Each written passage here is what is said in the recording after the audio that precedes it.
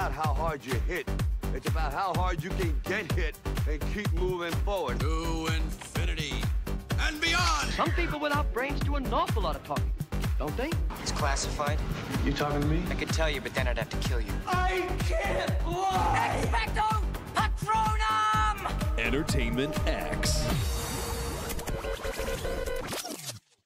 You never know what you're going to get. For this episode, I sit down and chat with Paul McGill, and we deep dive into his life.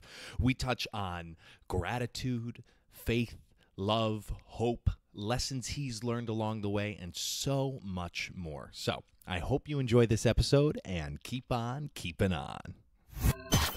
We're back. I'm Clayton Howe, and today with me is Paul McGill. Paul, thank you for inviting me into your humble abode. It's such a pleasure to have you. I love it. I love this location. I love New York City. So Yeah. How long have you been in New York City to I've been- date?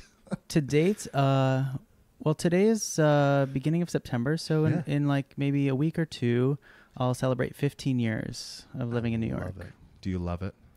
I do. I kind of do. Okay. Yeah, I mean, you know, as a city, as an accessibility, as a resource, it's amazing. But you know, 15 years of concrete and grid, and crowds, it starts to feel like I need a little space. So that's where I'm at. I understand that. Yeah. Let's go back to the beginning of time for you. Absolutely. Back to Pittsburgh. What were your theater dreams?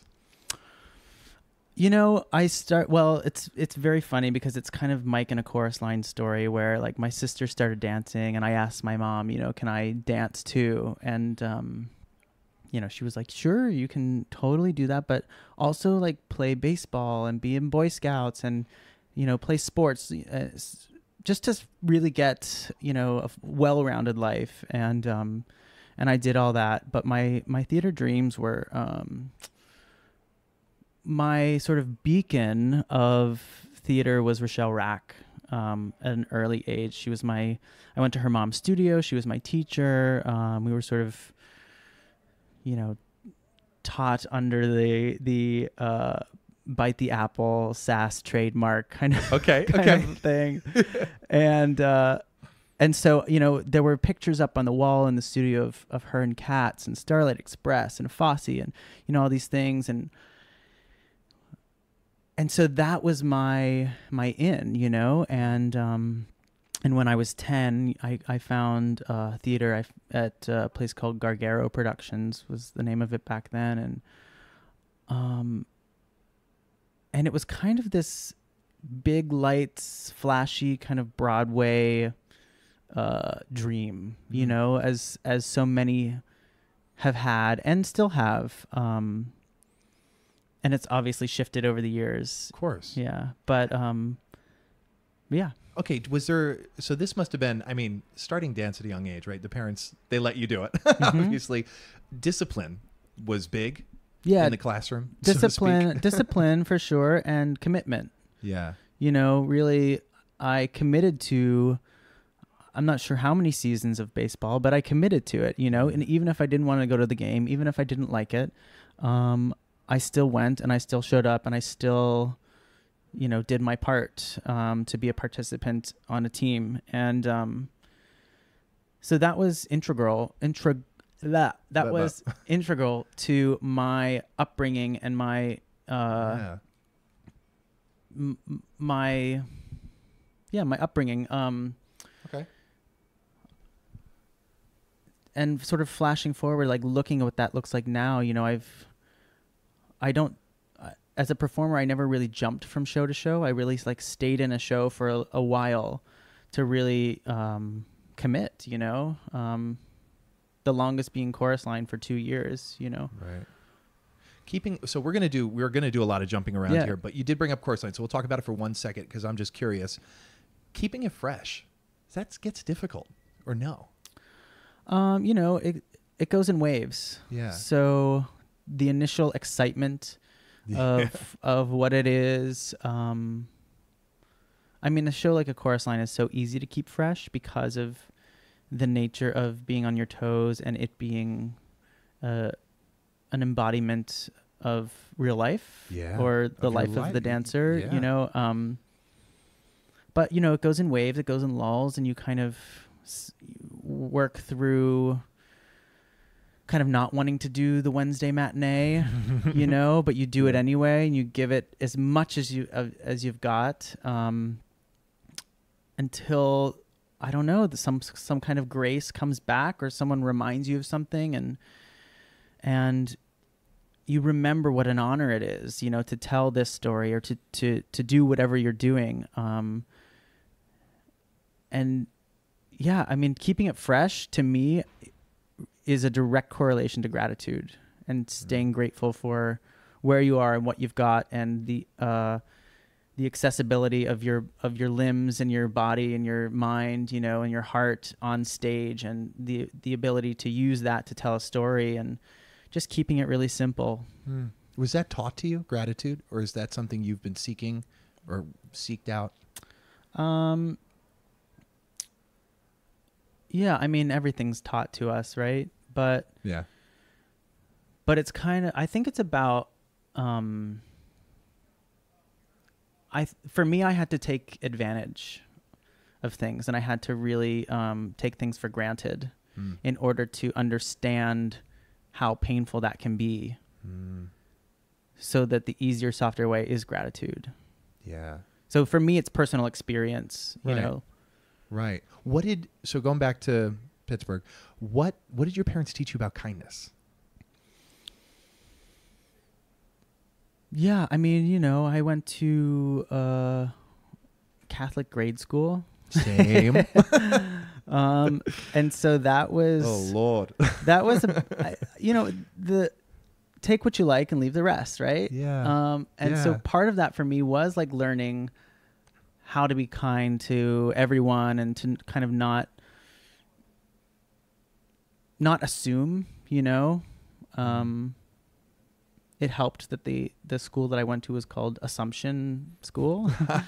But not to assume what people are going through, or anything. And I honestly, I really think that kindness comes from forgiveness, both of self and of other people, and not like really judging, you know, but forgiving people for where you expect them to be versus where they are, and letting go of expectation, so that the kindness can be real, and not kind of a plastered smile or a forced gesture of kindness, but an actual generous spirit. Yes.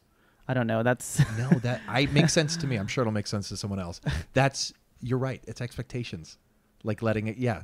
Forgiveness of self is almost, to me, is more difficult than that's what forgiving but that's others. what I love about live theater. Has taught me everything. Yeah. Like the joy of messing up in front of thousands of people, and the embarrassment of that, and the opportunity to do it again the next night, you know, is amazing. Versus film, which is also an amazing medium, but you can say, stop, let's just do that once more, you know, and you just do it right then and there. Versus live theater, where you're riding the ride all night, and you have to live with that mistake for 24 hours until you can write it, you know. And so it puts into perspective messing up a step or flubbing a line.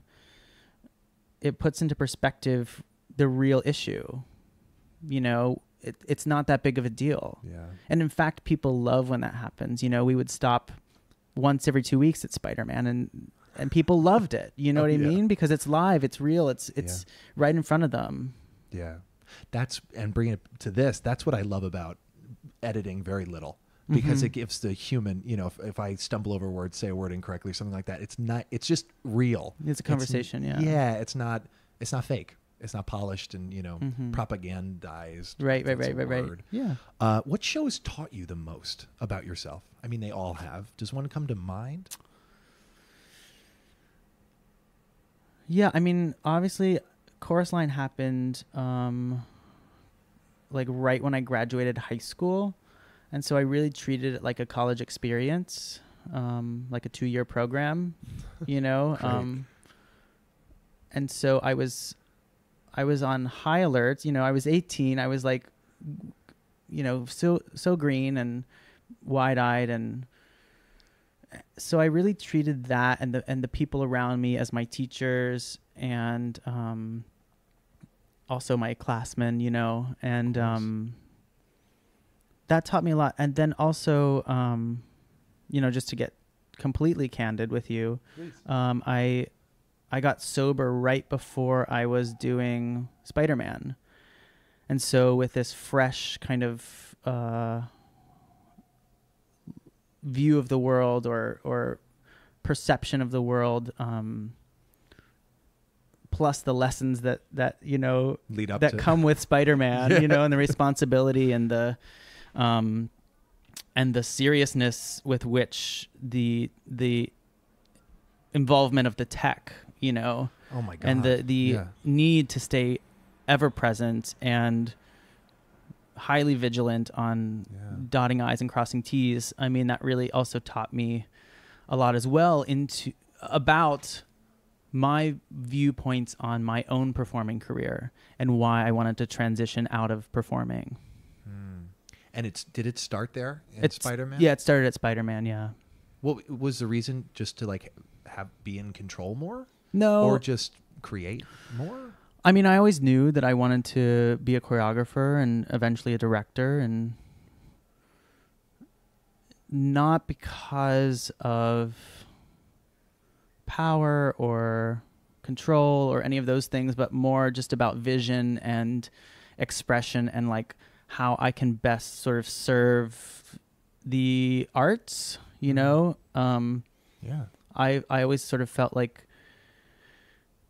an imposter in a way, like on stage, like I was sort of lying to the audience that I was a performer. And sure, I loved it, and you know, I've all of that, but oftentimes I would like have opinions on the directorial choices or the choreography that was kind of pushing the boundary, or wishing that it were just more current or more classic, or you know, those types of things. And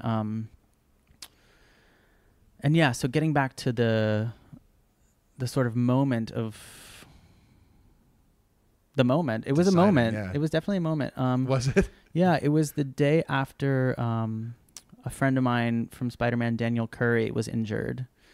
And that day was traumatic in itself, just because of the nature of the injury and the sound of the injury, you know, and the imagination of the visualization. I couldn't even look, you know. It was really that traumatic for me as a person. And you know, my God, I can imagine to go to have a show the next day, you know, and to continue exactly as things were, was equally as traumatic, but also, you know, there's obviously gratitude there, because it, you know, I had an entrance at the time. I was a swing, so that was a whole other thing. But I had an entrance at the time that was about 60 feet in the air, and I would hang there for about a minute waiting for the cue to sort of be lowered down. It was this slow motion fall.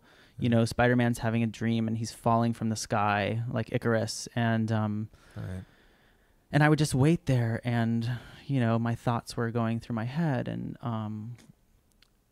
it was really existential. I thought, you know, if this is it, if this were to be it, have I lived a life that I have been my fullest self, my most authentic self, or is there something is there a way of life that I want to live more authentically? And the answer of that question was to become a choreographer and to become eventually a director. And so, you know, I had to, the decision was kind of made in that moment. But then, you know, I obviously did bullets after that. So it was a continuum, and it still is sort of ever evolving, but that changed the trajectory of my life for sure. Yeah. What did the journey look like into directing, choreographing? You know, are you just now seeking it out, so it's finding you? Or were you in conversations with friends, like, let's create something? Or is this people are approaching you already saying, hey, do you want to Yes to all of these things? Right. Okay. Yeah. When that happened, I started reaching out to choreographers that I knew, Sergio Trujillo, Rob Ashford, Chris Gattelli, people that I'd worked with, and peripheral people as well. And actually, Rob Ashford gave me the best advice. We sat down. I actually didn't know him at the time, and we sat down, and his advice was, "You want to be a choreographer? Go choreograph." And at the time, I was like, "Fuck you! Like, what do you?" That's it. Yeah. But Yeah. Right. but the consensus of all of these successful people is just that. Everyone has had their own path. Everyone has had to use what our superpower is, which is creativity, to apply it into our lives and to sort of just figure it out, and that's continuously what I'm doing. I'm poorer than I've ever been, and I'm happier than I've ever been. Yeah. Yeah, it's funny how that works sometimes. Money and happiness. I don't intend to be poor forever. Hello. But, but I'm living authentically, and hopefully that will catch up with itself. Yeah. And it seems to, thus far in your life. Would you agree that it's working out? It's worked out. Yeah, everything always works out, and I can't shop, I buy groceries on sale. But I'm not, for me personally, this is my personal experience, my own personal journey. Yeah. I'm not in a Broadway show.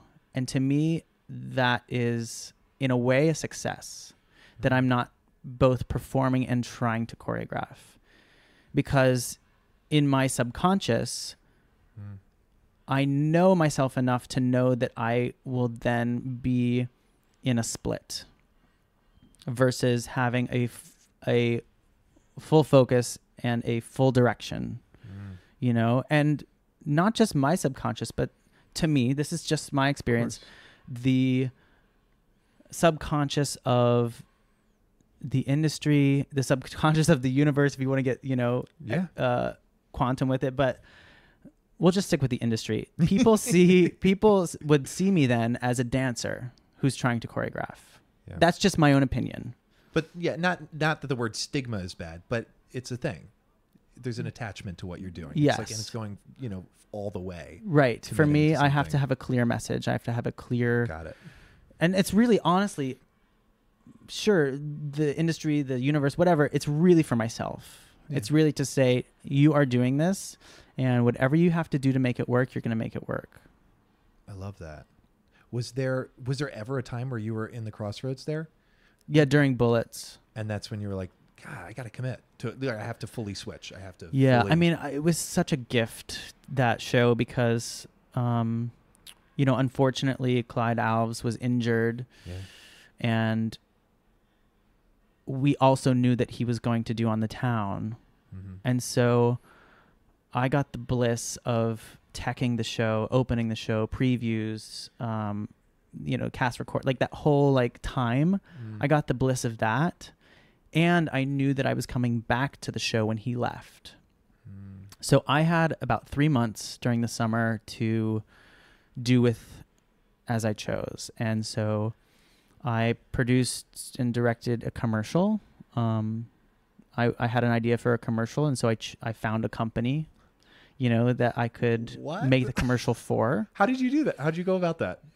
I had an idea. If you're willing. Sure. I had an idea for a coffee commercial, and about someone who was kind of twisted up in bed in the morning, and kind of what it feels like to drink that first cup of coffee, and sort of the unwinding of the body and the relaxation and the breath that can happen after that first. I mean, I love coffee. So I could tell. Yeah. And so, I had the idea of having a contortionist kind of folded up in bed and walking to the kitchen on her hands, and kind of, after drinking the cup, being human again. And and so I kind of just like looked around, and there's a place that I loved on, still love, on 28th Street called A Little Taste. It's a tiny coffee shop, and I just said, "Can I use your brand?" And they're like, "Sure. Here's like a couple bags of coffee and like some French press and like, I love it. yeah." So it was kind of symbiotic. So I did that in those 3 months. I also produced a workshop of an idea that I had, because I knew that I was coming back into some money at the end of Bullets. And so I spent about $4,000 and on space alone. And no, truly. And 10 dancers, 10 days. The dancers obviously donated their time so graciously. And we came up with, this idea that I had, we kind of put together a 20-minute presentation. And that, I don't know what will happen with it, if anything, but for me, it was about being in the lab and finding my voice, because the only thing I'd choreographed up until that point was Broadway Bears, and there's a real formula there, that you kind of have to follow. Yeah. Which I didn't anyway. Anyway. But yeah, so that's kind of how I invested, and cold calls, cold emails, just. Where does this asking come from? Like, were you taught to go out and ask for what you want? Or is this something you just kind of realized? You're like, well, wait, I have to, people are our best resource, humans, I have to go ask. Where does it come from? I mean, it definitely comes from, sure, like community in Pittsburgh, as a kid, and my parents and stuff, and asking them for help. But more so, I think it comes from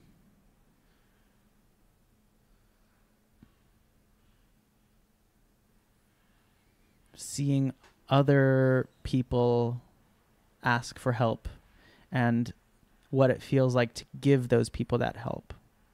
Choreographers, so like Lauren Latero was in a chorus line with me, and as I watched her transition from performer to choreographer, and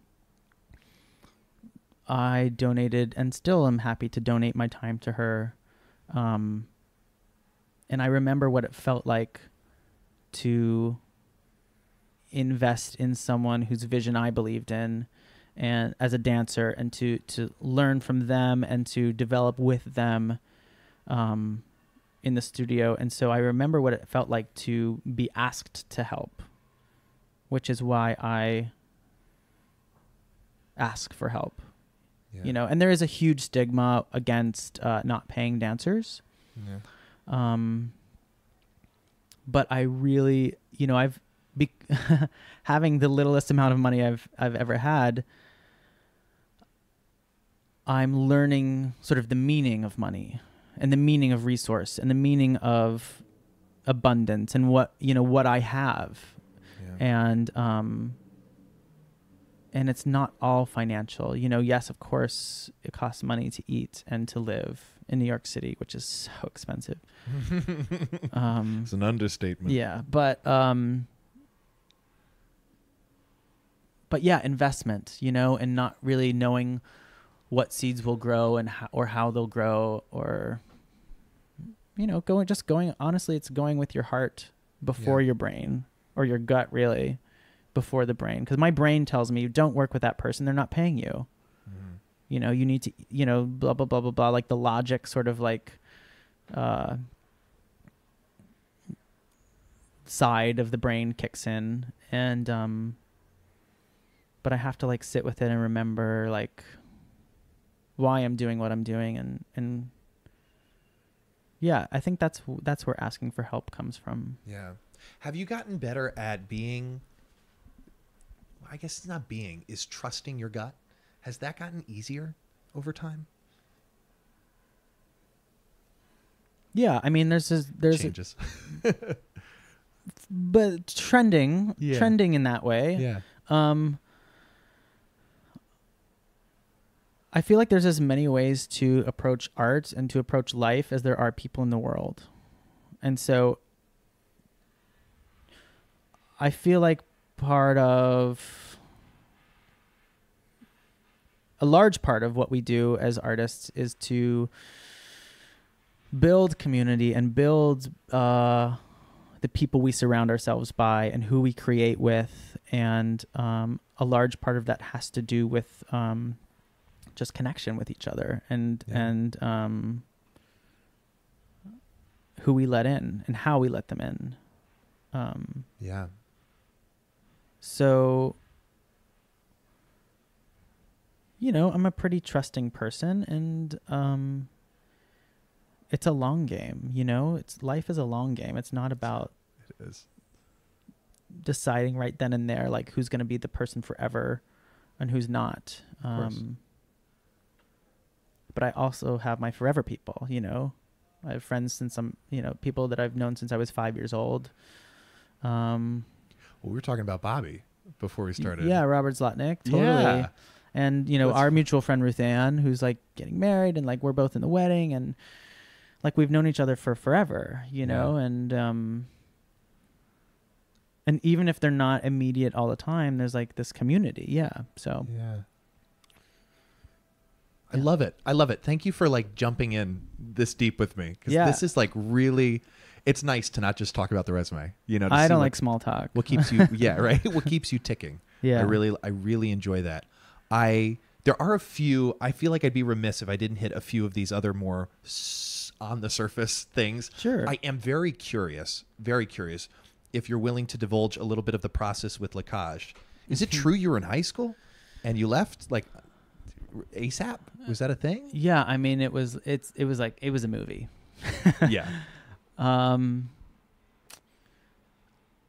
was doing a half-day theater program in Pittsburgh, so I was, my gym credits were my dance classes, and my electives were like theater history and theory and voice and speech, and Right. we had like a really great curriculum, and without that, I wouldn't have been able to prepare, for this audition. So Rochelle Rack was doing Dirty Rotten at the time with Jerry Mitchell, and he's like, I need a swing. I can't find a swing who can like, do acrobatics, but also dance in heels, but also tap dance, but also, looks like a girl, but blah, blah, blah. And, it was like a very specific, yeah, exactly.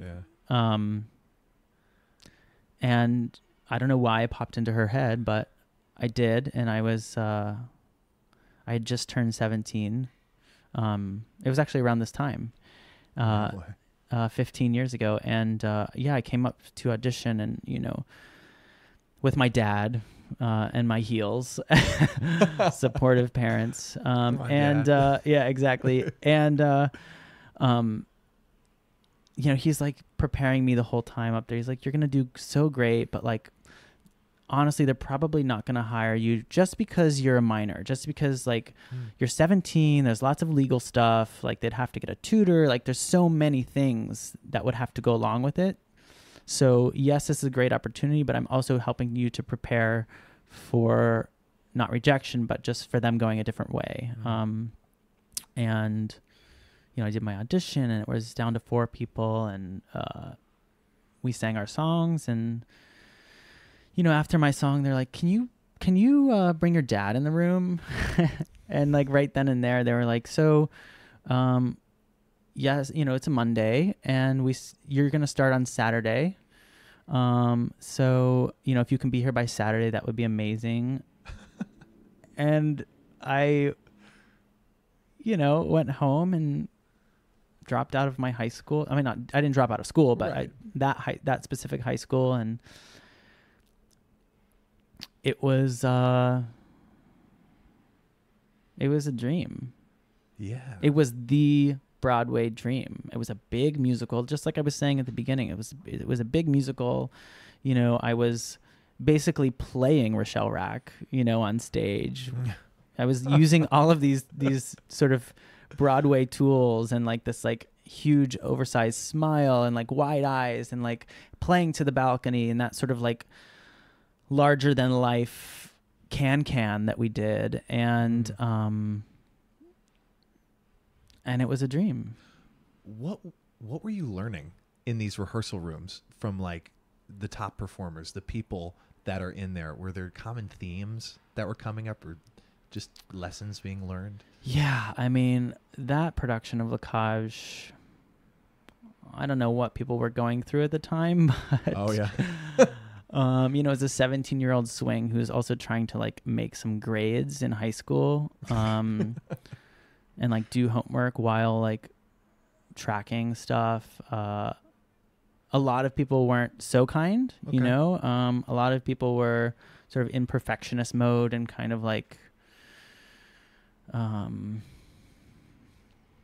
anyway, I'll steer away from that because it's irrelevant at this point in my life. But it did teach me, actually. Really did teach me about kindness, Yeah. and not knowing what other people are going through. But also, I was learning from like Gary Beach and Gavin Creel and Linda Balgord, what a just group. to like name a few amazing people. And about, I mean, I think that the common thing was rising to the occasion. It was really just stepping through the fear and just doing it anyway. And I had to, in our run through in the studio, I had to perform, and Harvey Fierstein was like, "You went in as chorus girl and you came out a star." That line from 42nd Street. Yeah. And it really did kind of solidify, to stamp into to me the potential of showing up. It wasn't a perfect performance, but I did it anyway, and I didn't know exactly what I was doing at all times, but I did it anyway, and nobody got hurt. And it built real self-esteem, not false sort of self-esteem, but real. Yeah. Believing in yourself. Yeah. Did you get better at not taking things personally? No. Have you? I Or have. no? I have by this point. I Yeah. have by this point. But then, as honestly, as an adolescent, like wanting to be liked is like, and is part of the deal. It's like a core function. Yeah. As a kid. Yeah. Yeah. And so, I took a lot personally. Hindsight's 20/20, but yeah, that's my honest answer. No, I like that, and I thanks for your honesty, because I'm trying to get better at it. If someone blows up on me, it's not me, it's them. Or Yeah. if someone's like super complimentary about something, it's like a feeling they've had. Right. So it's like, I mean, take it personally with a grain of salt, but it's like that's all because someone else has had a reaction, their reaction to a situation. Right. If you're not intending to be rude or anything, there's nothing you can do about that if it's taken poorly. But I think it's really interesting to not take things personally. Yeah. Compliments or insults. Yeah. I mean, what I've learned over the years is that the only thing that I have responsibility for is my own actions and my own thoughts. Yeah. That's it. That's all I've got. And so it's Yeah. knowing that is such a relief, but then flipping it on the other side, that's what other people have. Yeah. And so if they don't realize that, they're just kind of maybe going through life, and I'm guilty of it too, going through life and not necessarily thinking about the repercussions of one's actions. Yeah. Yeah. It's an interesting thing to keep on the forefront of my mind, to not take things personally. That's why it's rewinding, going backwards here. A chorus line, every little step. I've seen it twice. I love it. What was the journey of auditioning for that show with this, filming situation going on? What was that for you? Was it prepared? Like, did they say, Honestly, I didn't really mind it. Yeah. For me, auditioning, well, it was interesting because I went to an open call for a chorus line, and I got cut. And so I thought my journey there was over. And then, Binder Casting was looking for someone young who could dance, who could play Mark. And actually Sergio, I didn't even have an agent. Sergio Trujillo suggested me to the casting department, and they're like, "Oh, that's a great idea. Let's see him." And like, and I'm like, "You don't realize that you cut me, but maybe I'm a hack. I don't know." But they're gonna find out. Yeah. But yeah, it was like I had moved back to Pittsburgh to graduate high school. Okay. I went to performing arts high school here during La Cage. And I was coming back up to the city, and like it was such a big event anyway that I didn't feel like someone was coming into my home with a camera. I felt like it was just kind of part of the whole thing. Yeah. So it wasn't a big deal. And I thought that film was interesting. They sort of only focused on the women so much and their personal journeys. And Jason Tam's audition. Yeah. But they didn't really kind of dive into what it's like to be a guy auditioning. But I think it's a wonderful film anyway. Yeah. I think it's the only one that's been done, I think. I don't know. I think that's like the only one that's actually documented auditions like that for a show. Right. Big auditions. Okay. Jumping forward to Hedwig. Oh, sure. And associating with that, being the associo. What was the journey to joining that? And what was it like, resetting these characters with different people and finding that? I mean, it came out of the blue. Did it really? Not true. My grandmother had passed away when I was on break during Bullets. And about 3 weeks later, I got a call out of nowhere that was like, "Hey, could you, be the associate on this show? We're sort of looking for somebody who's going to, put people into the show." And it was, I mean, I've loved Hedwig since I was a kid. I was a huge head as an adolescent. And so I knew it well, and like, fangirl, blah, blah, blah. So I was like, obviously I'm going to do this. Yeah, sure. And yeah, so I was running, it was kind of this sort of one of those Elaine Stritch stories where like I was doing Bullets at night, but then there was like a 10 o'clock show of Hedwig. So I would run out of the stage door across Times Square, because they were both on 44th, to the Belasco, and I'd like sneak in and like watch and like sort of like learn the show, at that time. So, I missed about a half an hour of the show, but I was like sort of doing this sort of back and forth double duty thing. It was just like, again, one of those like dream things. Yeah. And yeah, I put a lot of people into Hedwig, and knowing what it was expected to be a final product versus, because it is a one-man show more or less, Yitzhak and the band as well, but it's pretty much a one-man show. And so you're rehearsing with somebody very intensely. Yeah. And these are people who are stars. They're stars, and they have their own process. They have been doing this for forever, and not just from their education, but from their film careers and their theater careers and their television careers. Like everyone has their own way of learning a show. Everyone has their own way of doing things. And a lot of these people have never been a replacement in a show or replaced, in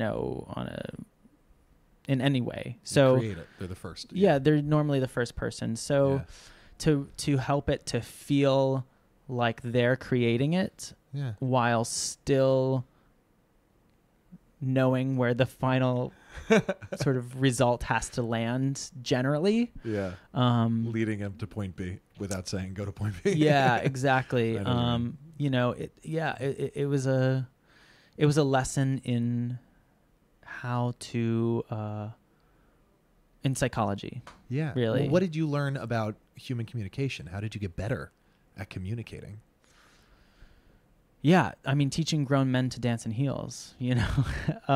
Yeah. I tried to go in the actor's mind versus the dancer's mind, and inform the physicality first. So we talked about like opening the shoulders, you know, sort of lifting the chest, because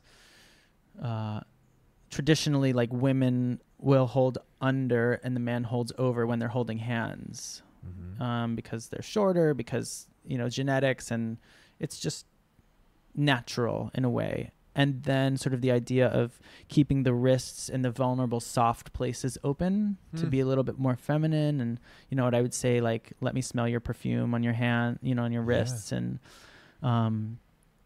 so to find the soft sort of mystique as well, like where sort of the head lies, or, you know, where the shoulders lie, and sitting into the ribs and the hips. And, you know, ultimately, if there is sort of a bevel, but not a bevel, you know what I mean? Not a Susan Stroman bevel, but like a just sort of a relaxed ankle. Yeah. Which gives the illusion, you know, and from there they can just sort of live in that physicality. Yeah. Was that an incredibly quick timeline? I had about a month with everybody, except John Cameron Mitchell took 6 weeks. Okay. Cool. But he wanted to really sort of reinvent the wheel. Yeah. Wow. Okay. In life, what's most important to you?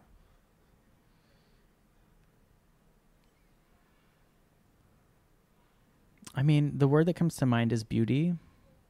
But that sort of permeates through everything. It permeates into my relationships. It permeates into my emotional growth. You know, there can be beauty in pain as well as joy, you know, and I can be joyful but still be struggling, you know. And so really to live a full life of beauty, I think, is really important. And yeah, beauty with self and with other people, but ultimately, like, yeah, I got to keep myself good so that I can, like, remain, I don't know, with my loved ones or with my loathed ones, you know. That's a thing. Yeah. But yeah, remaining graceful and also integrity. You know, I really strive for integrity in friendships and relationships and all of these things, where I want to be the same person everywhere, because I lived so long being sort of different people, you know, when I wasn't sober, that it's important to me to kind of be the same person to everybody. And it gets tricky because I'm not for everyone, you know, and I know that, like, I know that people, like, probably some people roll their eyes when they hear my name, or some people, like, you know, get lovely feelings when they hear, you know, it's just about, I guess, living with integrity and beauty, I guess, is what it is about. No, I love that. Is there one thing, well, I guess the question is, what do you know? Is there one thing that you know?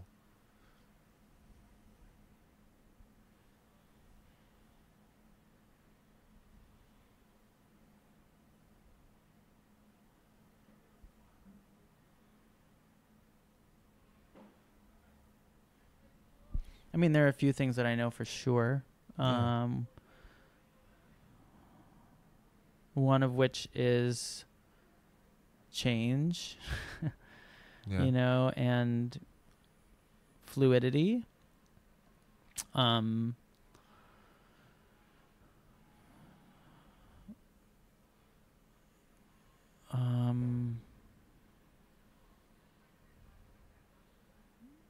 I mean, there's so much that I don't know. But like, yeah, one thing that I know, I mean, if you want to get like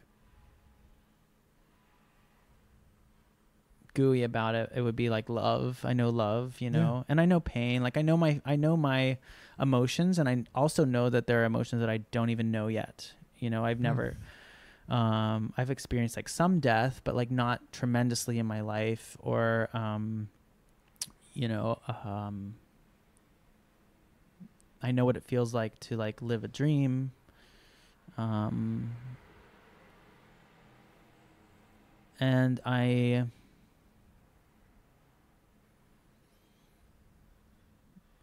guess like, you know, like back like several levels in my psyche, like I really know who I am, even if I'm not constantly moving in that direction, even if there is like fear that like paralyzes me or like distracts me into something else. Like I at the core of myself, I know who I am, who I was before, and who I intend to be.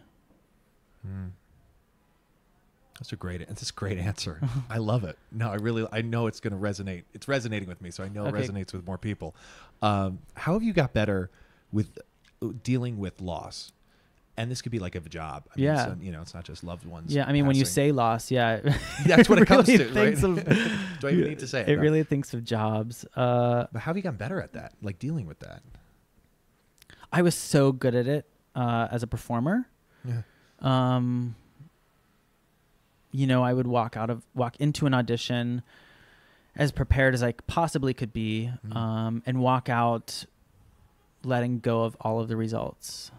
But I'm so new to the choreography world. You know, it's about 5 years since I've made the transition, a little over 5 years. And so I'm still not, and the times are changing so quickly. So I'm still not sure how to get a job. And so any job that comes along feels like kind of precious. But I've sort of agreed to myself, I've made a promise to myself that until I am like, I've signed the contract and I'm in the studio, like it's not my job, you know, and I can prepare for it as much as possible. And I guess as a creative, the way I'm kind of dealing with rejection is to like, again, show up anyway, do the work anyway. And even if it doesn't turn into what I imagined it would, I've sort of, you know, I can put it in my back pocket and keep concepts or little details or like sort of little, you know, magical bits for another job that would come along, you know, so that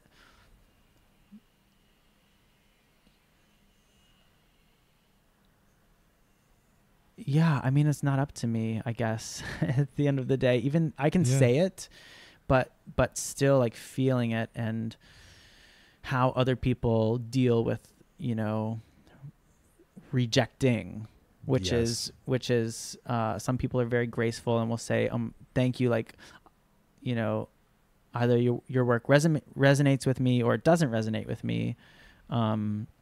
Or, you know, a common thing these days is kind of, you know, you're wonderful, but, you know, we want a woman on our team, or, you know, something like this, which I totally appreciate and applaud. And so I have to trust, I have to have faith and patience, you know, that the work that I'm doing and what I'm consuming, you know, everything that I'm consuming and engaging in, is ultimately bringing me closer to myself. And so remembering and embodying that the work is not the end all be all, or the relationship is not the end all be all, but just sort of part of the process of living, part of the gift of having a full life. You know, and it those are the bigger chunks. The smaller chunks are like each interaction that I have, like, is it bringing me closer to or further away from myself? I just have to kind of remember that. Is that a question you're asking when opportunities are coming up? Is it bringing me closer or further away from myself? No.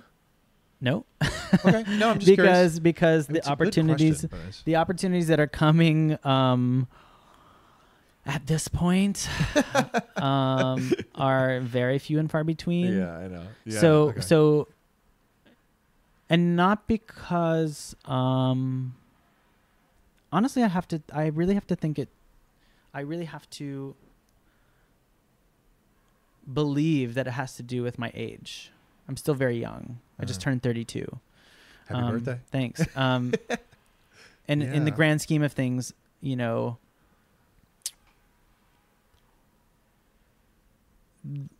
I'm still maturing in my craft and my, of course, all of that stuff. So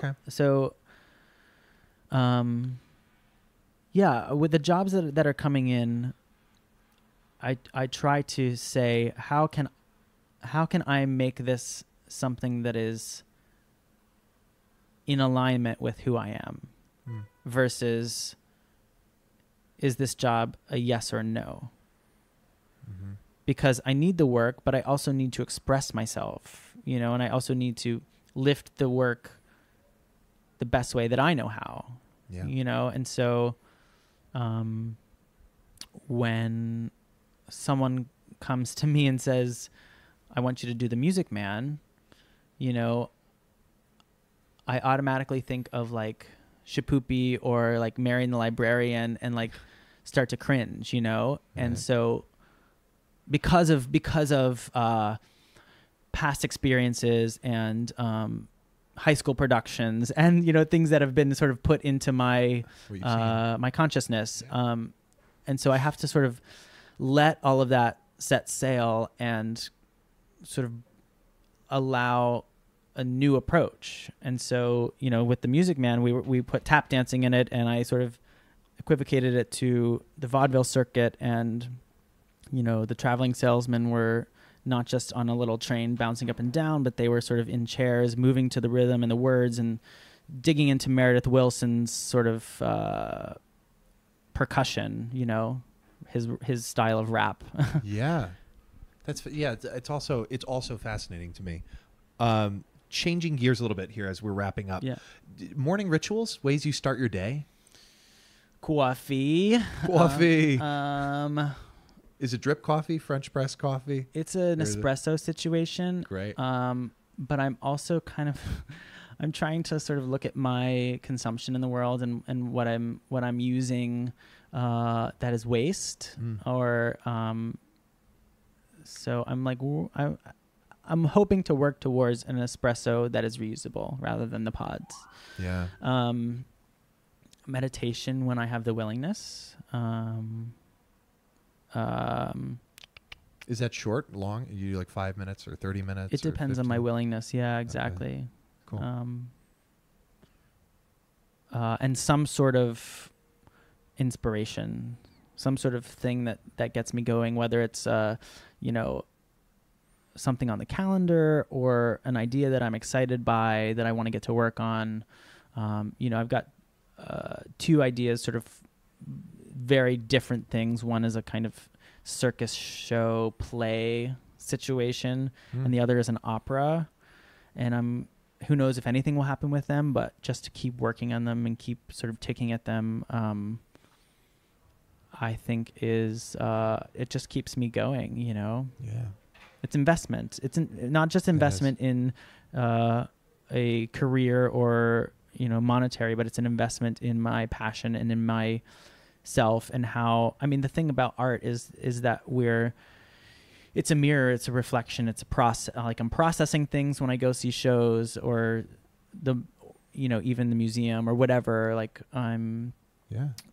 it's a form of meditation, and so I have to continuously do this cycle, this process, this meditation of development and discovery, so that when it's time, when shit hits the fan and somebody says, okay, we need a really cool show in a month, like I will have the accessibility and the exercise and the practice of development and sort of working around these concepts.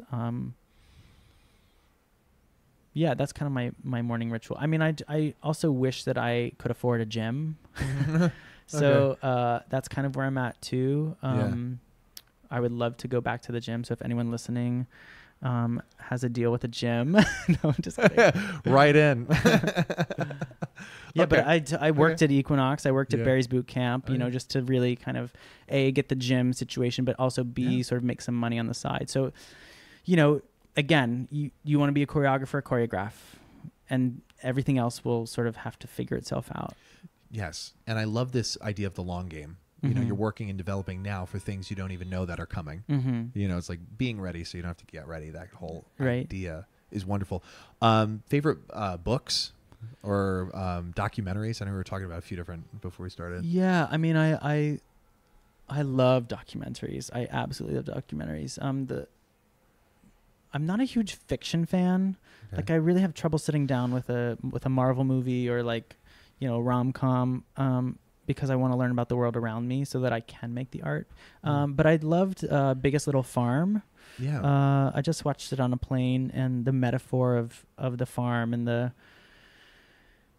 wheel of life and like sort of building a momentum and kind of having nature take care of itself so that it can be symbiotic. And, you know, that metaphor really rings for me. I also do love Man on Wire, just as a film in general. Yeah, other documentaries. I mean, I love The Source Family, which is like about a cult. I love cult documentaries. You know, they're just like these like weird things that people do in like weird cultures. Like I will watch Ancient Aliens. I'll watch like, you know, when I'm trying to go to sleep. Yeah, I'm a big documentary guy. Yeah. And there's some really good ones. I mean, the ones you named, yes. And the Duplass brothers. Oh, I haven't seen it. They're two guys that literally just make. I mean, I would look them up. I wouldn't even suggest a documentary. I'd look them up and see what they're working on because it's just like, holy cow! Yeah. Just some of the stories that are dug up all across the world. It's just like ways of being. You know, why people do what they do. Right. Fascinating. Right. Stuff. Yeah, and even I mean the study of like Mommy, Dead and Dearest. Like, I don't know if it's on Hulu or Netflix or whatever, but like, yeah, one of them. Just studying like how people, again, the sort of putting the coin in the jar or whatever you're putting in the jar, you know, adds up and accumulates. And so watching these people sort of not like, I don't know, it's fascinating to watch because it feels like such a departure from a life that I once knew. Yeah. Wow. This has been an incredible conversation. Thank you. Really. Thank you for participating. Thank you. So is there a word or a phrase that you would put like on a billboard for millions of people to see? Does anything come to mind? A word.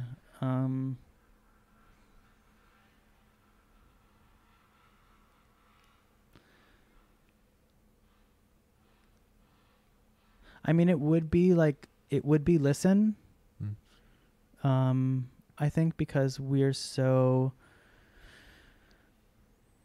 taken with ourselves as a culture and as a social media kind of thing that like we just put out there and we sort of tweet and we post on Facebook and we post on Instagram and we're sort of skimming through the rest of life because there is so much out there. Yeah. So that I feel like for me it would be listen, because listen doesn't just mean with my ears. It means like within. It means like to body language, which to me I say is my first language, is sort of the way people physicalize throughout the world. And listen, I think. This is great. Paul, thank you so much. Thank you. Is there anything else you want to add before we wrap up? My God, I feel like I've been just babbling. No. No, you have. I mean, it's all good stuff. So I really appreciate it. What's the best place to like follow you or, you know, keep an eye? Where can we find you online? Yeah, I mean, I sometimes post, but I do try to listen more. But okay. I'm on Instagram. It's Paul_McGill_. And then like my website, which really that's where all my work is. It's www.paulmcgill.org. Love it. Yeah. Great. This has been fun. Yeah, thank you. Thank you. Ladies and gentlemen, boys and girls, Paul McGill. You've been listening to Entertainment X, the podcast. You can follow Entertainment X on Instagram at _EntertainmentX_. If you haven't yet, go to Apple Podcasts and subscribe, rate, and review this podcast. Join Clay next week for another curiosity conversation on Entertainment X. Thank you for listening.